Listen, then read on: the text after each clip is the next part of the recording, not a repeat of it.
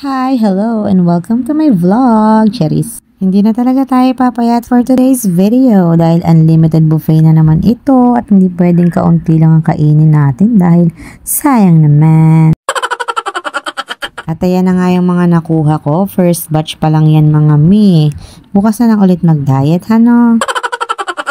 At ito namang mga kids ay nag-ihaw na nga ng hotdogs, chickens at barbecue. Hindi nga namin masyadong bet yung ulam ngayon, kaya naman itong morcon, lengua at beef caldereta na lang yung kinuha ko. Tapos ayan na naman yung tukso, nakaharap na naman sa atin, kaya paano tayo papayat niyan? Kaya naman i-postpone muna natin yung diet na yan sa 2024 na lang para may New Year's resolution ulit tayo na hindi matutupad. Ito nga pala yung reason kung bakit kami nandito dahil nag-attend kami ng wedding at proxy na nga ang mima ninyo. Congratulations sa newlywed na sina Rene and Rayan. Best wishes sa inyo.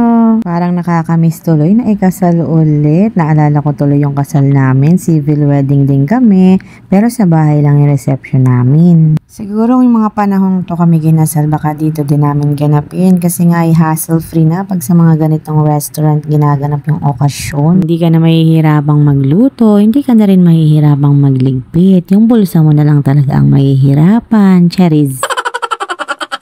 Para sa akin lang naman yun, pero kung gusto niyo naman sa bahay maghanda at magluto at kung malaki yung pamilya nyo ay why not, 'di ba? Kung doon kayo mas makakatipid. O siya, sige na, kain tayo mga mawe.